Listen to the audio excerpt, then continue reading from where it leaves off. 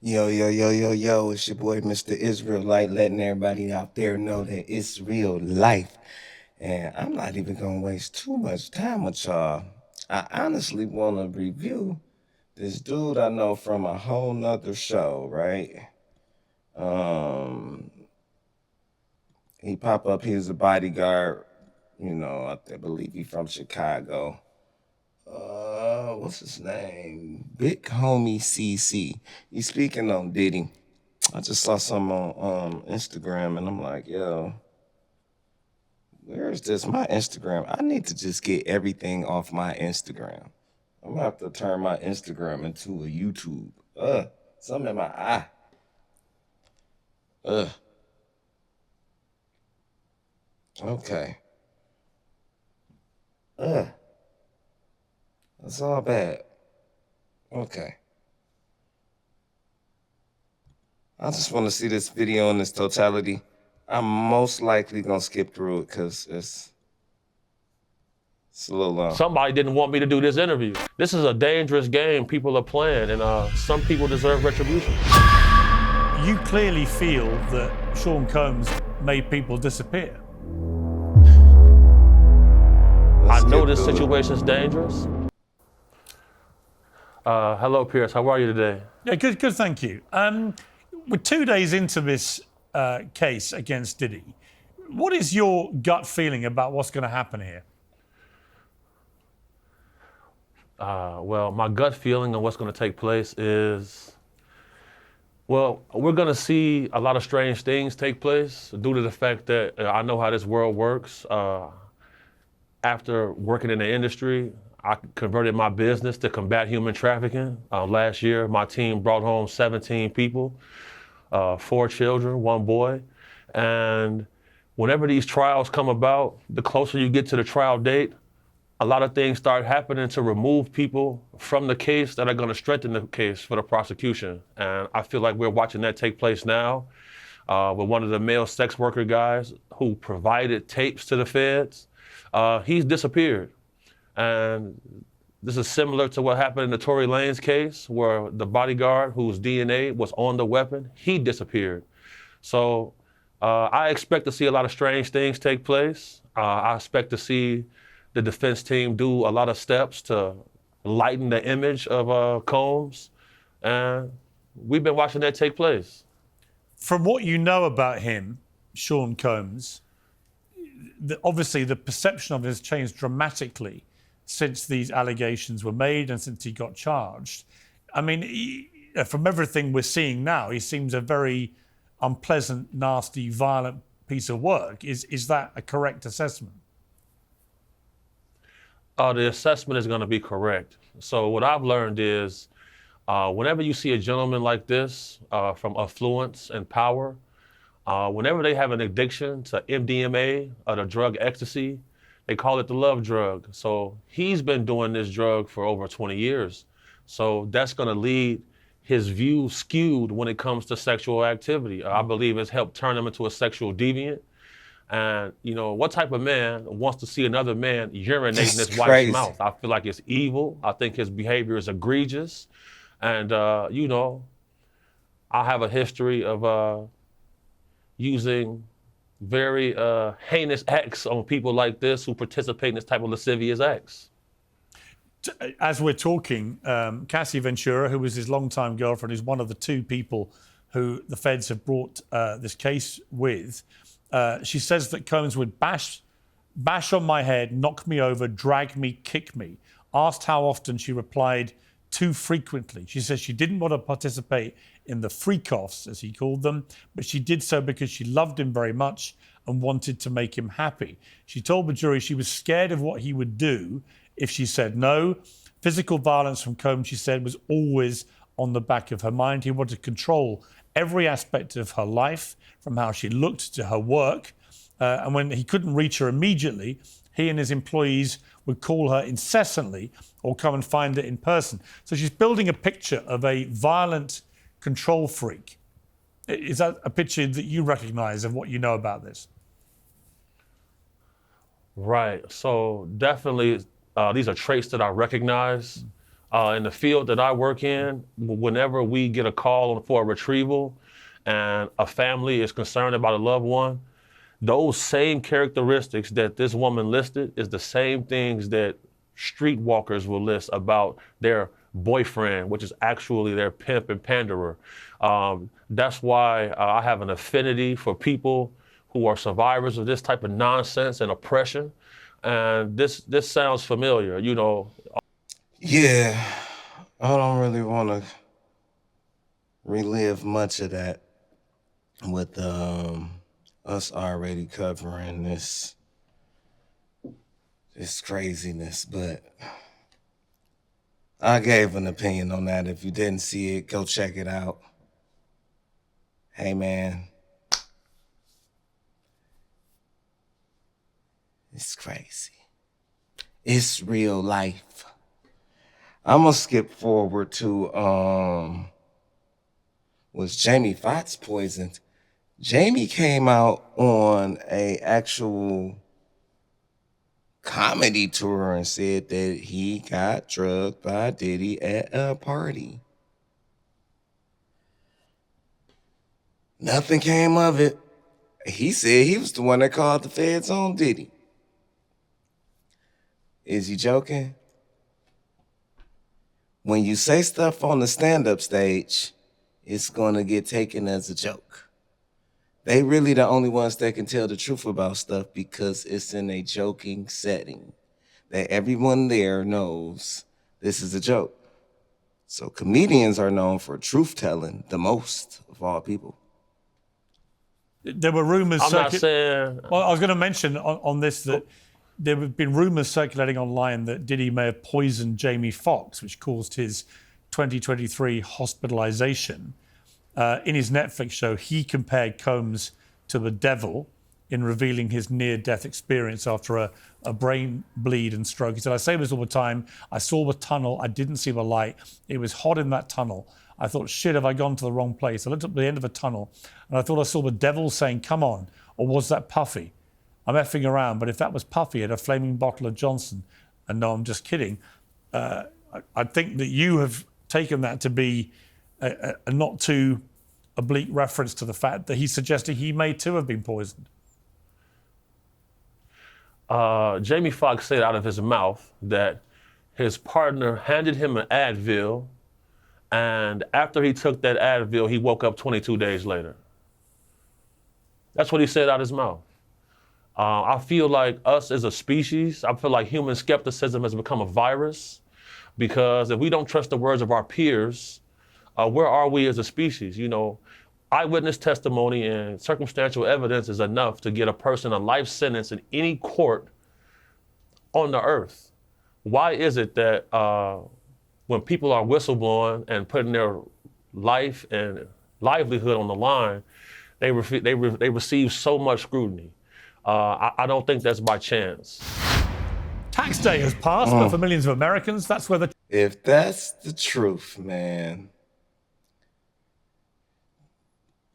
Jamie come out and say something like, I mean, show up and, I mean, you don't got anything. Like, you really don't have a case, to be totally honest. I was going to say something, but it's like, I can't think of that, like, sealing the deal on anything. Like, okay, the heck that got to do with me? But Jamie's, this is the way I look at it. Jamie's saying this stuff. He's sure in his mind, but he not telling you why he's sure.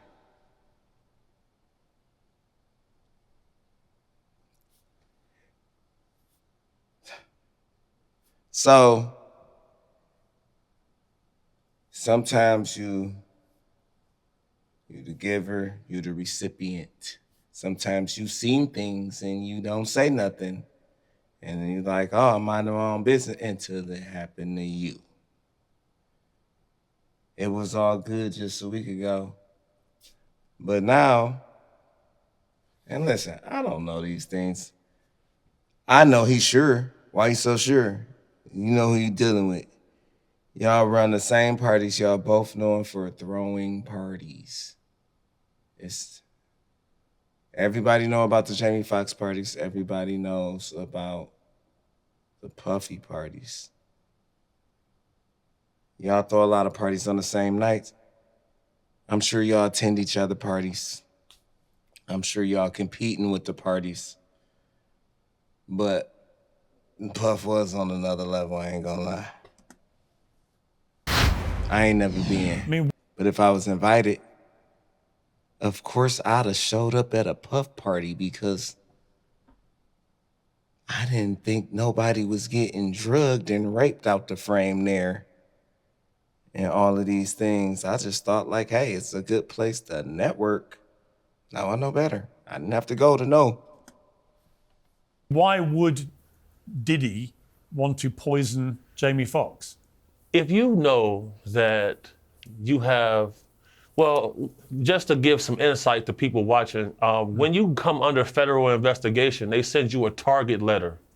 You know, you get informed that you're being investigated. So if you wanted to tie up loose ends and you were concerned that people that you knew could incriminate you, you may have interest in eliminating them. We've seen this all throughout history. I mean, this sounds kind of mafioso stuff, but I sense that you're talking from a lot of experience here, that you genuinely believe this is a highly dangerous situation involving a highly dangerous When man. you got access to billions of dollars, you're dangerous just by having the access. That's just a fact. very You can dangerous be a people. nerd. Mark Zuckerberg is dangerous. Matter of fact, he fighting these days. He actually physically dangerous these days. But what I'm saying is, once you reach a certain status, you should be considered dangerous. Come on, you're a billionaire. You got access to anything. That includes your own personal SWAT teams and henchmen and come on, man, you can get your hands on anything. You're a billionaire. We just gotta pray that you love the Lord and have common sense. Acting on his behalf, potentially. Oh yeah, I'm definitely speaking from experience. This is definitely a highly dangerous situation because this guy was the middleman. He was the party guy. He was the person who lined up the parties and festivities for a lot of guys a lot more wealthy and affluent than him. So, you know, I'm a person who believes that the Epstein's list is very similar to Diddy's list. I'm a believer in that.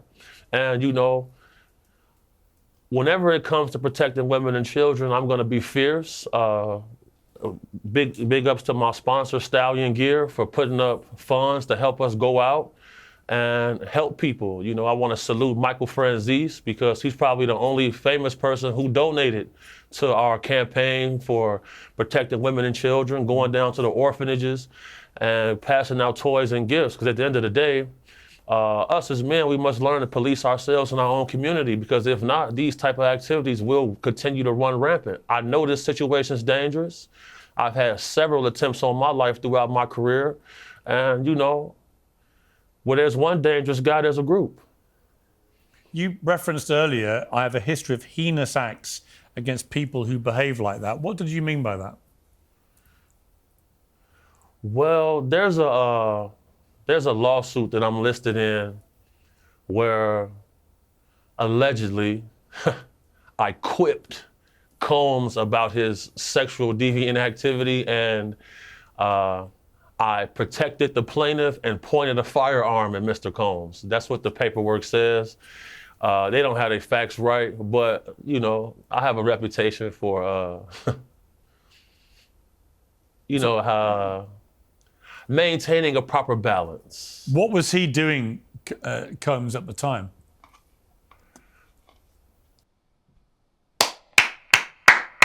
Somebody gotta do it. I don't know if it deserving applause that he just snitched on himself on national TV, but I'm gonna clap him up. Somebody gotta do it. Listen, If it was my child, I would want somebody to do it for me if I wasn't around. Let's just get that clear. Yeah, so that's all alleged. But I gotta come back. Nah, So they don't really got they don't have the facts correct with that situation. There's some sort of conspiracy going on because the same law firm that has brought this case, they tried to file this same case last year. They finally got it amended this year, and this same law firm was trying to pay me $5,000 to come talk on an interview.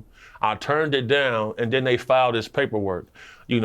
I firmly believe that this lawsuit was filed by people off his side to try to discredit me, other witnesses, and to try to get this current case that he's on thrown out.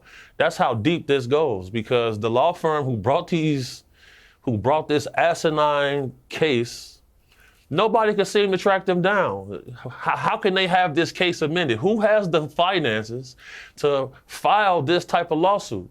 I got to pay Ed Zappia $15,000 to represent me in a case like this while this trial is going on. Something weird is happening. But just to be clear, was there an incident where you witnessed somebody who was being abused or about to be abused or had been abused by Diddy, by Sean Combs, and you intervened and warned him to stop? Definitely. And what can you tell me about that? it's Yeah, an open definitely. case. It's an open case, man. That's the thing, it's an open case. So I can't really expound too much on that. Listen, y'all gonna tune in to me because I be knowing what I'm talking about. I be knowing what I'm talking about. I'm not regular, all right? I'm not one of them. I'm not green. I'm red, like an Indian. But I've had several calls about this guy. I've had several calls about his son.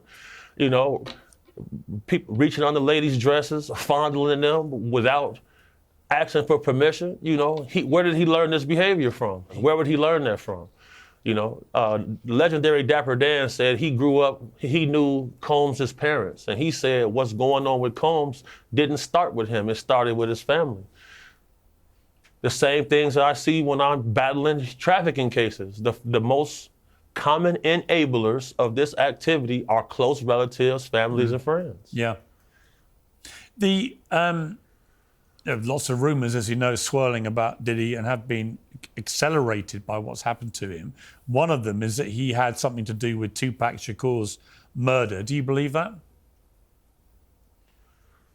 Well, when it comes to situations like that, you got to look at the list of facts. There's a guy by Dwayne Keith Davis who's currently in a Las Vegas detention center.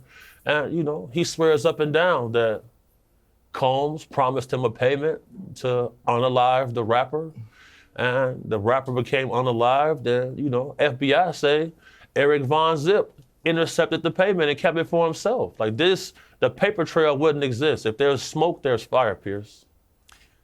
Other people say that Diddy was a Fed himself, that he was on their payroll. Do you think That's that's definitely believable. This dude will do anything. I know the type of dude that will do anything, say anything, whatever get the job done, whatever keep your hands clean.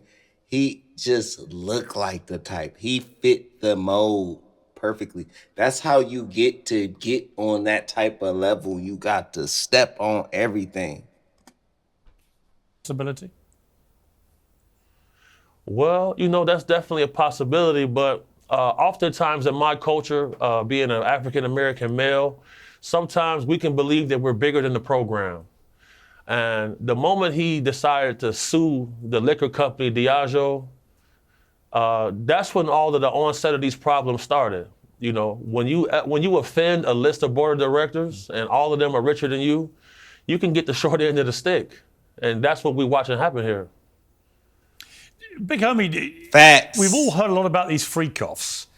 It's all Most about people this I've liquor. talked to say, well, there were layers of parties that Diddy would throw. There was the public one with all the glamour and all the celebrities and stuff, and then there'd be various layers ending up in the freak-off area, and that would go on sometimes for days. What it is. Like the term freak off has become sensationalized by media, but what the true nature and name for this event is going to be called a swinger party, Pierce. And that's what takes place. You people, partners sharing their partner, indulging in, yeah. All of these guys are when it comes to that. Like, I've very rarely seen any straight dudes in this industry, man. That's why I pivoted my business. Like, it's like, I don't want to be the only straight man at the party. So, Man. I intend to get that job accomplished. Do you think Diddy would want you dead?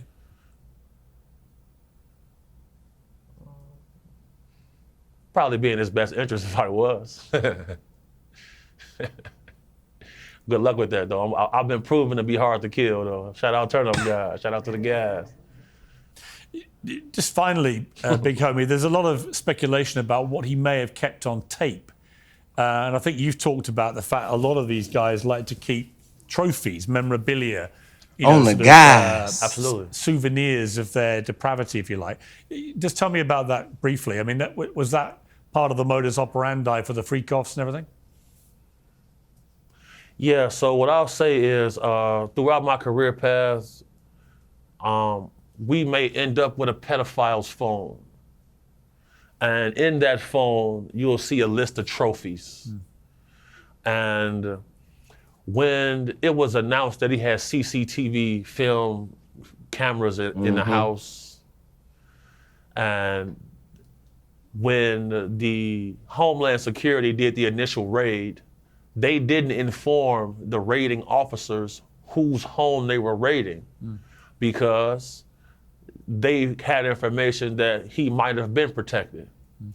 And, part of Epstein's thing was to get people in precarious situations, and then you have this footage that you can use against them to be able to have your way with I said champions that in the the last industry, video. and able to control policy. He does the same thing. So, if you want to be able to seal a big deal, and there's a guy likes to party, it's easy to set that up. You send a guy a screenshot like, yeah, man, you had such a good time with those two underage girls yesterday, man. You remember this video right here? That person is going to have some incentive to help you out in what you need them to do. It's the same. We've seen this over and over. What do you think is going to happen to him? And what do you want to happen to him? I actually think he may get off. Boom. I think he might get off. Money talk. I've seen stranger things And take place. bulls walk 1,000 miles and won't stop. I'm gonna let this go. I'm gonna give my conclusion, my closing take on this. P. Diddy like freak offs and he don't like to take a week off.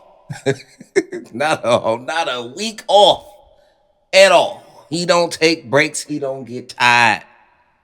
He go get an IV and pop back out again, and then he go get a list of people who he done not conversed. Listen, bunch of people he done got to get in this thing with him. I'm about to get out of here. He get footage and evidence on people. It's like, that's not a good guy to know, man. You be around him, he's scheming on you immediately, trying to figure out how to get the one up on you, get you on footage, doing some peculiar things, some things that you might not have known, if you might not have took a drink that you didn't know you was drinking, then he show it to you and say, you're mine. Manipulate, like, see, he is sex trafficking. It's ridiculous. It is slavery. It's crazy. Why would you want to do this to people? You a freaking rapper, man. You a producer. It's music. When did you become this guy? I thought it was that dirty money. Like, it is. Like, you tripping, man. I don't know, man. I can't get behind that type of stuff, man. You can almost do anything else, but that's insane. You know. And then the kids, you a predator, bro. But it's a lot of people who ain't gonna come out and say it because they own that footage. All right, catch y'all later, man. We out this thing.